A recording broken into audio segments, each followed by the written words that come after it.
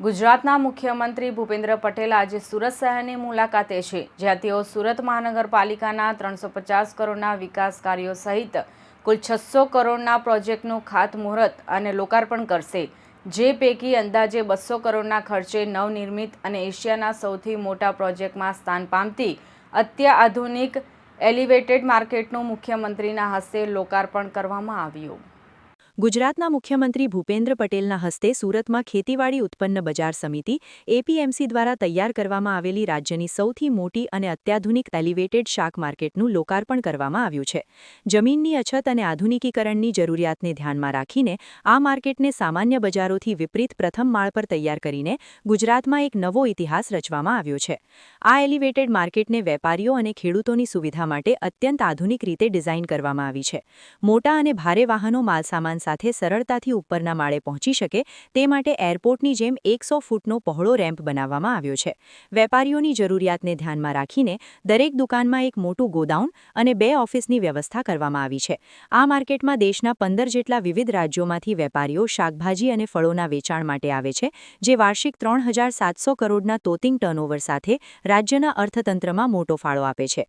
લોકાર્પણ સમારોહમાં મુખ્યમંત્રી ભૂપેન્દ્ર પટેલે એપીએમસીના નવા શેડનું લોકાર્પણ કર્યા બાદ સંબોધન કર્યું હતું। તેમણે જણાવ્યું હતું કે સરકારે હંમેશા ખેડૂતોના હિતમાં નિર્ણયો કર્યા છે।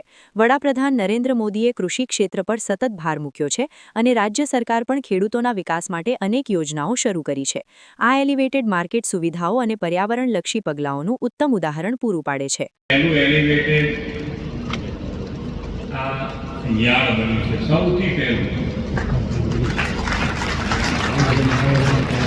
સુંદર વ્યવસ્થા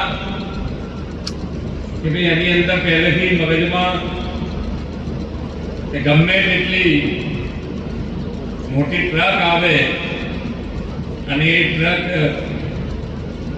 જ્યાંથી એન્ટર થાય અને એની જે નીકળવાની વ્યવસ્થા, નહીંતર પ્રોબ્લેમ પાછો ફરી એનો એ થાય કે ભાઈ એલિવેટેડ તો બનાવી દીધું પણ પાછી ટ્રક પાછી કેવી રીતે લઈ જાય, બંનેની વ્યવસ્થા સાથે વિચારીને આ ખૂબ સુંદર યાર્ડ બન્યું છે।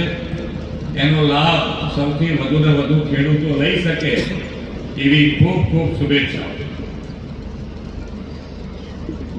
આજના આ કાર્યક્રમમાં આપણા યશસ્વી વડાપ્રધાન શ્રી નરેન્દ્રભાઈ મોદી ઇન્ફ્રાસ્ટ્રક્ચર અને ટેકનોલોજીના મહત્તમ ઉપયોગથી ખેડૂતોને વધુ ને વધુ કલ્યાણ કેવી રીતે થઈ શકે તે દિશામાં હર હંમેશ પ્રયત્નશીલ રહ્યા છે। સૌ પ્રથમવાર કૃષિ મંત્રાલયનું નામ કૃષિ અને ખેડૂત કલ્યાણ મંત્રાલય કરવામાં આવ્યું છે। કૃષિ મંત્રાલયનું માત્ર નામ નથી બદલ્યું, પણ કિસાનના હિતમાં કલ્યાણ યોજનાઓ અને પ્રકલ્પો વડાપ્રધાન શ્રી શરૂ કરાવીને કિસાન હિતકારી સરકારની પ્રતિનિધિ પણ કરાવી છે। પીએમ કિસાન સન્માન નિધિ, પીએમ કિસાન માનધન યોજના, પર ક્રોપ મોર ક્રોપ, નેશન બાંબુ મિશન, નમો ડ્રોન દીદી જેવા લગભગ 28 જેટલા જુદા જુદા અભિયાનો અને યોજનાઓથી ખેડૂત અને ખેતીના વિકાસ માટે આ યોજનાઓ શરૂ કરવામાં આવી છે।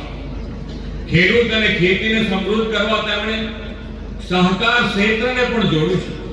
સહકારથી સમૃદ્ધિના મંત્ર સાથે તેમણે દેશમાં અલાયદું સહકાર મંત્રાલય પણ શરૂ કરાવ્યું છે।